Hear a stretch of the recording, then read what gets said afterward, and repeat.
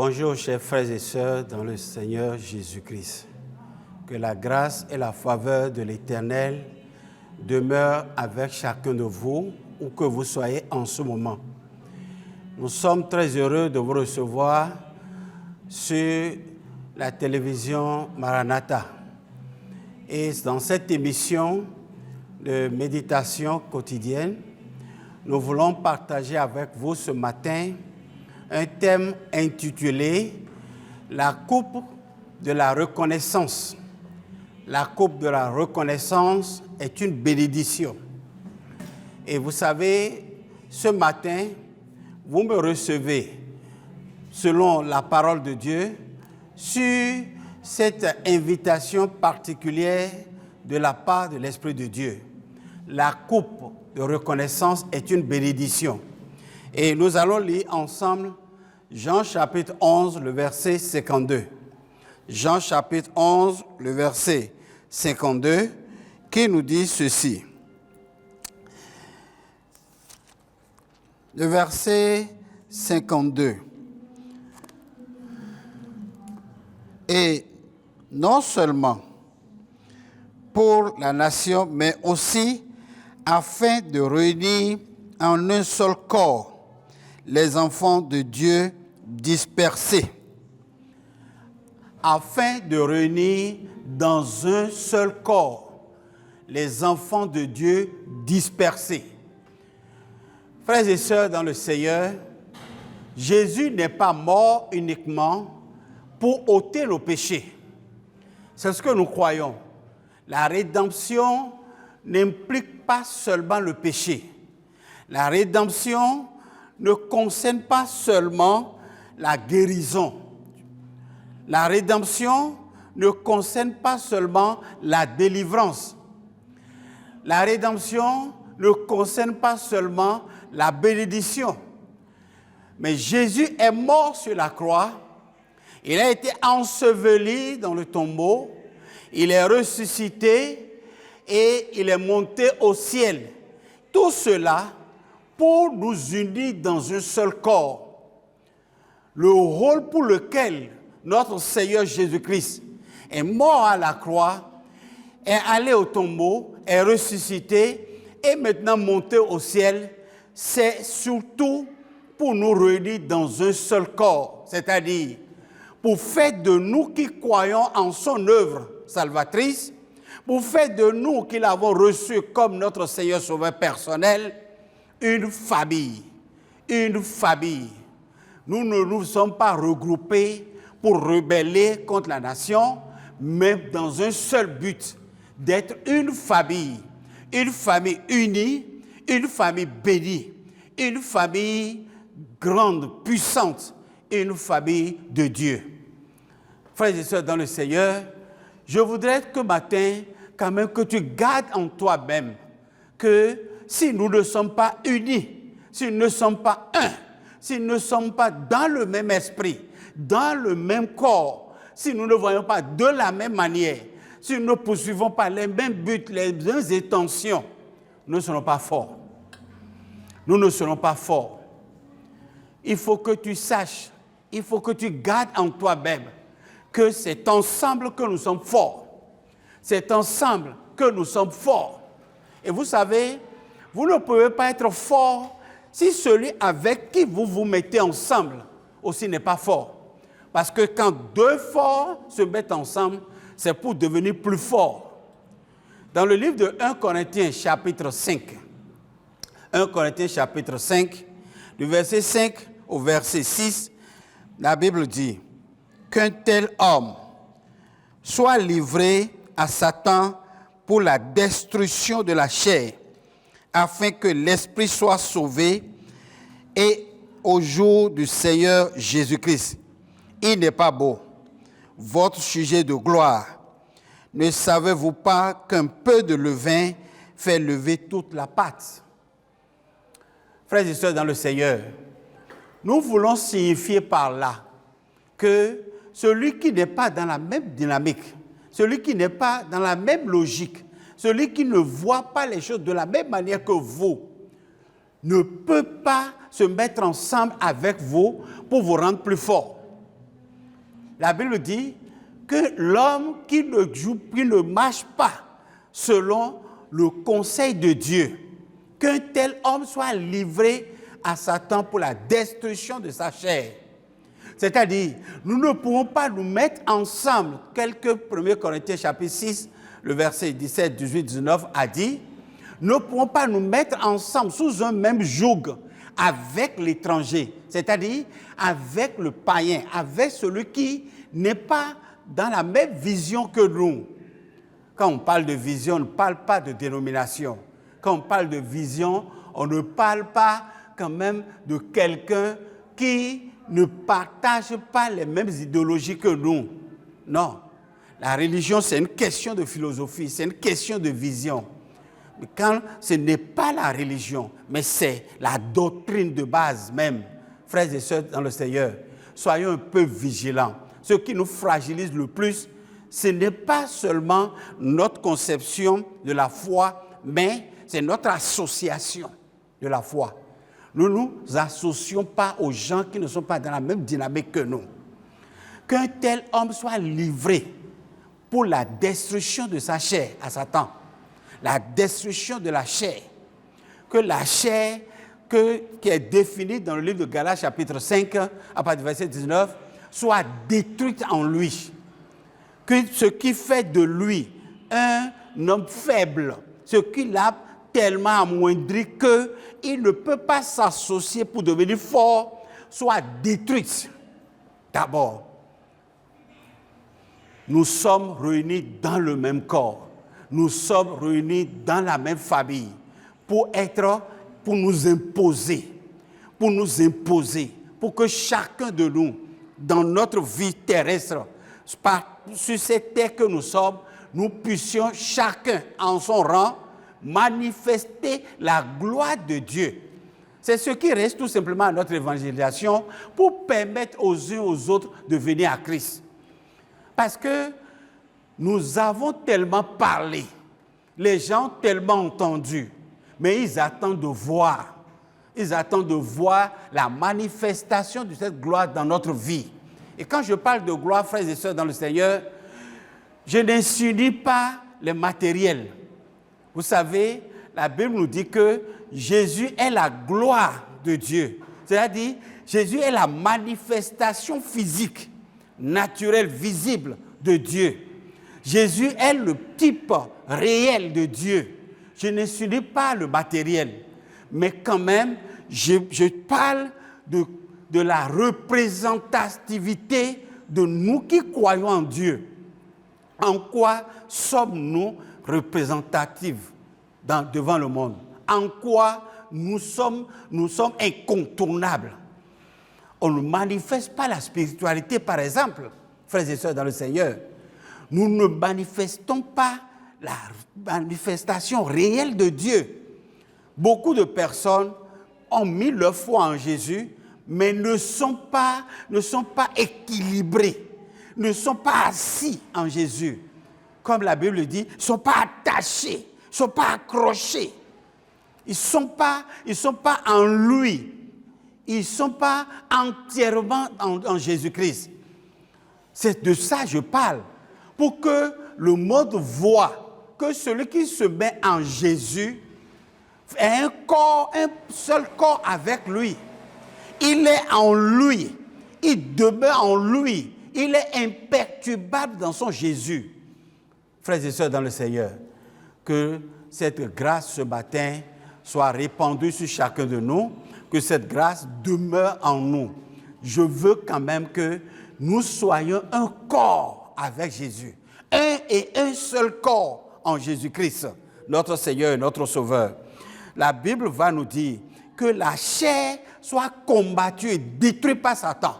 Si même nous-mêmes, nous ne pouvons pas le faire, mais on a quelqu'un qui peut nous aider à le faire, à détruire la chair en nous, au nom de Jésus-Christ, pour que nous soyons ce que Dieu veut que nous soyons. Nous soyons en esprit. Que la chair ne nous perturbe plus. Nous soyons des hommes et des femmes esprit. Esprit que Dieu veut. Esprit que Dieu désire. Esprit que Dieu attend de moissonner en nous, frères et sœurs dans le Seigneur. Je bénis le Seigneur Dieu Tout-Puissant pour ta vie, toi qui me suis, toi frère ou toi sœur qui me suis, partout dans le monde. Je prie pour que la chair soit détruite entièrement dans ta vie et que l'esprit commence par gagner du terrain. L'esprit commence par prendre de la place en toi, au nom puissant de Jésus-Christ. Garde dans ta vie, dans ton cœur, ce verset très important de 1 Corinthiens chapitre 5, verset 6 au verset 7. C'est ce verset-là qui va te faire beaucoup de bien dans cette journée. Et je prie pour que cette journée soit une journée que tu vas utiliser le plus pour faire fleurir l'esprit en toi. Que l'esprit pousse, que l'esprit grandit, que l'esprit puisse gagner plus d'aspects, plus de place dans ta vie. Que tu sois un homme, mais conduit par l'esprit. Que tu sois un homme dirigé par l'esprit. Que tu sois un homme inspiré par l'esprit. Partout où tu seras en cette journée, que l'esprit soit au contrôle de tout ce que tu auras à faire. Que l'honneur et la gloire reviennent à l'Éternel Dieu Tout-Puissant. Je veux, pour finir, te dire ceci. Nous sommes un peuple. Nous sommes un peuple à part, un peuple mis à part, un peuple qui doit être commandé par l'Esprit, un peuple qui doit être dirigé par l'Esprit, un peuple qui doit être nourri par l'Esprit, un peuple qui doit être inspiré en tout temps, en tout lieu par l'Esprit, un peuple que Dieu veut, plus proche de lui, voilà, plus proche de Dieu, pour que par l'Esprit, il nous communique les oracles, qui nous communique les mystères, qui nous communique les révélations, qui nous communique les profondeurs. Un peuple avec qui Dieu peut toujours collaborer. Nous sommes une famille d'esprit, un frère d'esprit, une sœur d'esprit. Quand on te consulte, quand tu veux intervenir sur un sujet, quand tu veux donner ton impression par rapport à ceci ou à cela, que ce soit pas l'esprit. Ne nourrissez pas notre chair. Ne permettez pas à quelqu'un de pouvoir arroser ta chair. Qu'on ne te qualifie pas par rapport à ce que tu fais dans la chair. Non. Qu'on ne te reconnaît pas par rapport quand même à la chair, aux œuvres de la chair. Nous ne sommes pas de ce monde. La Bible a dit que nous ne sommes pas de ce monde. Nous sommes dans ce monde, mais nous ne sommes pas destinés à ce monde. On ne peut pas faire ce que les gens de ce monde font. Nous ne pouvons pas imiter ceux qui sont dans ce monde. Mais c'est dans ça que nous excellons toujours. C'est dans ces choses-là que nous excellons chaque fois.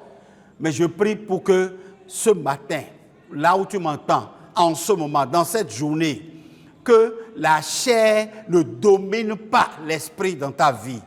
Que la chair n'imite pas les gens du monde en toi, mais que la chair soit complètement assujettie.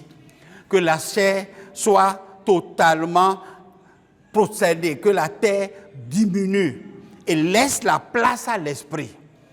Comme Jean-Baptiste l'a dit, que je diminue et qu'il croisse. Que je diminue et qu'il croisse. Qu'il en soit ainsi pour toi. Ne te loue pas, ne te glorifie pas des œuvres de la chair. Ne sois pas enflé d'orgueil par rapport à la chair. Je vois souvent des croyants frères, des croyants sœurs, quand même, qui aiment qu'on les loue par rapport, quand même, à leur conformité à la chair, à leur conformité au monde, à leur conformité aux œuvres de la chair. Frères et sœurs dans le Seigneur, ce n'est pas en cela que nous allons nous louer les uns les autres, mais plutôt dans l'exploit, dans les réalisations extraordinaires de l'esprit, dans l'inspiration par l'esprit, dans la conduite de l'esprit. C'est en ça qu'il faut qu'on se loue les uns les autres. Nous devons nous attendre à ce que chacun dans sa vie puisse être glorifié, exalté, honoré par rapport à ses exploits dans l'esprit. C'est de ça qu'il est question. Et le Seigneur Dieu nous accordera sa grâce. Vous savez, quand deux croyants, conduits par l'Esprit, se mettent ensemble, la Bible dit, nous sommes 1000 fois plus puissants. 1000 fois plus puissants. Nous sommes plus puissants. Plus puissants. Puissants en toutes choses. Puissants contre les ténèbres. Puissants contre les forces du mal. Puissants contre les œuvres du diable. Puissants en toutes choses. Permettez que nos associations soient des associations puissantes. Nous, notre accord, nous mettre en accord, soit un accord puissant. Nous soyons des hommes et des femmes puissants pour le Seigneur. Et c'est ce que je souhaite les uns pour les autres. Qu'il en soit ainsi au nom de Jésus-Christ. Nous savons que dans cette émission, nous aurons un temps de prière. Préparons-nous pour que pendant ce temps, nous puissions vraiment nous investir dans la prière. Parce que la prière aussi est une force. Beaucoup ne pratiquent pas la prière dans son sens. Mais nous allons commencer un peu à nous exercer à la prière. Et je crois que cette prière sera puissante et va donner des résultats. Dans le nom puissant de Jésus-Christ, nous allons prier au nom de Jésus. Amen. Que chacun de nous puissions lire le dernier verset de ce matin dans Actes chapitre 3, le verset 25. La Bible dit ceci: « Vous êtes les fils des prophètes et de l'alliance que Dieu a traitée avec nos pères, en disant à Abraham, toutes les familles de la terre seront bénies en ta descendance. » Toutes les familles de la terre seront bénies en ta descendance. Nous sommes unis pour être membres de la famille d'Abraham. Dieu nous a rachetés, son sang a coulé sur la croix, il a souffert pour que nous soyons unis et être membres de la famille de notre père ancêtre Abraham. Et en cela, nous rentrons dans la bénédiction du père Abraham. Tout ce que Dieu a prédit sur sa vie, on n'a pas besoin aujourd'hui de ce que quelqu'un prophétise ou bien que quelqu'un rêve pour savoir si je réussirai dans ma vie ou non. Une fois que tu es associé à la famille bénie d'Abraham, frère, tu es béni. Tu es béni. Et c'est pour cette raison surtout que nous parlons afin que chacun de nous puisse véritablement faire un effort pour faire partie. Une fois qu'il est sauvé, nous n'avons fourni aucun effort. Ce n'est pas la grâce que nous sommes sauvés, selon Éphésiens chapitre 2. Ce n'est pas la grâce que nous sommes sauvés, pas le moyen de la foi. Mais une fois sauvés, nous avons un travail à faire. C'est de nous maintenir dans la foi. Et pour nous maintenir dans la foi, tout ce que j'avais dit là sont indispensables. Tuer la chair, faire disparaître la chair, empêcher la chair de se manifester. Tout ça là sont nos œuvres. Chercher l'aide de l'Esprit de l'Éternel afin de régner, de dominer, de contrôler la chair. Ne pas laisser la chair à son bon vouloir. La chair a tellement de volonté, la chair a tellement de désirs. C'est pour la chair que tout ce qui apparaît aujourd'hui, pour nous, apparaît. Tout ce que le monde crée aujourd'hui, c'est pour nourrir la chair. Les réseaux sociaux, c'est pour la chair. Il faut voir, toi, mon frère, quand tu t'assois et que tu prends ta tablette ou bien tu prends ton téléphone pour commencer par consulter les réseaux, combien de temps tu passes? Jusqu'à ce que certains l'ont appelé des dévoreurs de temps. On l'a appelé dévoreurs de temps. Vous savez, frère, ce qui est inquiétant le plus dans ça, c'est que avant, au premier abord, c'est la télévision qui nous dévorait le temps. Mais maintenant, c'est comme si la télévision a été fracassée, émiettée, est devenue des portatifs, des télévisions portables. Et puisque nous avons notre télévision avec nous, à tout moment, nous pouvons consulter notre télévision. C'est pour cela que les réseaux là sont animés régulièrement pour nous faire perdre du temps. Ne t'adonne pas au réseau. Par l'esprit, contrôlons la chair et empêchons la chair de vivre. Empêchons la chair de se manifester. Nous devons à tout moment empêcher la chair de vivre, de jouir, de se réjouir en nous. C'est le combat permanent. C'est le combat de tous les temps. C'est le combat auquel il faut s'adonner. Et je prie pour que la grâce du Seigneur pour t'aider quand même à dominer et à remporter cette victoire sur la chair. C'est le premier ennemi de l'homme. C'est le premier ennemi du chrétien. Le premier ennemi n'est pas le sorcier. Non. Le premier ennemi n'est même pas le diable. Le premier ennemi, c'est la chair. Quand tu remportes le combat sur la chair, les autres combats sont des combats minimes. Que la grâce de l'Éternel, Dieu des armées, vienne à ton secours pour que tu puisses être vainqueur. Mais une fois que tu es membre de la famille d'Abraham, tu auras la victoire au nom de Jésus-Christ. Alors nous allons mettre tout ça là dans la prière. Je voudrais que, avec moi ce matin, tu fermes les yeux là où tu es. Peut-être que tu es dans une voiture en me recevant, peut-être que tu es dans un bureau en me recevant. Je prie quand même pour que tu puisses passer un bout de temps, ce bout de temps avec nous dans la prière. Si tu peux fermer les yeux, ce serait bien. Si tu peux t'agenouiller, ce serait aussi meilleur. Mais si ces choses-là ne sont pas indispensables, ne peuvent pas t'accepter quand même de la prière. Même si tu ne peux pas fermer les yeux, garde ta concentration, permets que nous soyons en accord pour être plus forts. Alors tu vas élever ta voix en ce moment et tu vas dire, Seigneur, tu es esprit, que ton esprit rend mon esprit plus fort, que ton esprit rend mon esprit plus fort en moi. Je veux sentir mon esprit pris en otage par ton esprit. Parce que l'Esprit de Dieu prend contact avec notre esprit. La partie avec laquelle Dieu prend contact avec l'homme, c'est par son esprit. Que ton esprit rend mon esprit fort. Que ton esprit nourrit mon esprit. Que ton esprit rend mon esprit plus apte à dominer, à contrôler, à prendre le dessus dans ce combat. Élève la voix et prie au nom de Jésus. Prie. Même si là où tu es, tu ne peux pas élever la voix, mais baisse ta voix et prie sérieusement. Prie avec la force de la concentration. Et je crois que ta prière sera exaucée.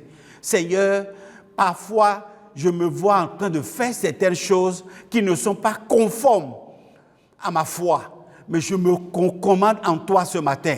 Que ton esprit rend mon esprit plus fort. Que ton esprit rend mon esprit plus fort. Que ton esprit rend mon esprit plus fort. Que ton esprit contrôle mon esprit. Que ton esprit domine mon esprit. Que ton esprit nourrit mon esprit. L'esprit de l'Éternel rend mon esprit plus fort. Plus fort. L'esprit peut être faible. L'esprit peut être mixte, partagé entre deux idées. L'esprit peut être dispersé. Mon frère, prends l'Esprit de Dieu, prends le contrôle de mon esprit. Prends contrôle de mon esprit. Toutes les fois que je veux me concentrer, je n'arrive pas. Mon esprit est dispersé. Mon esprit me dit autre chose. Mon esprit est ailleurs. Mon esprit est en divagation. Mon esprit est loin de moi. Seigneur, donne-moi la force de la concentration. Donne-moi, Papa Père, d'être véritablement fort en moi. Que mon esprit, Papa Père, en moi ce matin, soit contrôlé, soit dirigé, soit assujetti par ton esprit, Seigneur. Parle au Seigneur. Parle et prie. Parle et prie. Prie par rapport à ces choses. Voilà des requêtes indispensables sur lesquelles vous devez prier. Prie dans le nom de Jésus-Christ. Prie dans le nom de Jésus-Christ. Je veux encore te donner une nouvelle requête. Mais prie sérieusement par rapport à cela pour être spirituel. Cela te rendra spirituel. Cela te permettra de rester inspiré par ton esprit. Ton esprit a un rôle à jouer dans ta vie. Ton esprit est le maître qui doit contrôler ton âme et ton corps. mon esprit, rends mon âme et mon corps assujettis à toi. Assujettis à toi, contrôlé par toi, dirigé par toi, nourri par toi. Prie au nom de Jésus. Prie sérieusement. Non, ne prie pas comme un débutant. Quand tu parles, crois que le Seigneur t'entend. Quand tu parles, crois que le Seigneur t'écoute. Quand tu parles, aie la foi que le Seigneur a déjà exaucée. Paul dit, j'envoie ma main en l'air, mais j'ai la foi que ma main touche des choses. Ta parole touche des choses. Dans le nom puissant de Jésus, nous avons prié. Amen. Tu vas encore prier. Je veux que tu pries maintenant et que tu te remets dans la main du Seigneur pour que lui, qui restaure, qui positionne, qu'il te remet, qu'il te replace, qu'il te repositionne dans la famille d'Abraham. Tu es membre de cette famille. Tu ne peux pas quitter cette famille. Ne travaille pas en vain. Ne tourne pas des regards inquiets. N'écoute pas les autres parler. Mais que le Seigneur te repositionne dans cette famille. Il est le Dieu qui nous repositionne, qui nous restaure, qui te restaure dans cette famille. Au nom de Jésus, parle au Seigneur, parle au Seigneur. Seigneur, je me remets à toi, Papa des cieux. Oui, Papa Père, pendant un bon moment, je me suis éloigné, mais comme fils prodige, je suis revenu à toi, Seigneur, pour être restauré dans la famille, pour retourner dans la famille. Seigneur, il a dit en lui-même, si même mon père me prend comme un esclave, l'un de ses esclaves, ce serait mieux. Mais quand il est revenu, son père ne l'a pas pris comme un esclave. Il l'a repositionné à sa place. Il a redonné sa position de fils qu'il était. Qu'il en soit ainsi pour toi. Merci Seigneur, Papa Père. Reçois honneur et gloire. Reçois la magnificence. Dans le beau et précieux nom de Jésus, j'ai prié. Amen.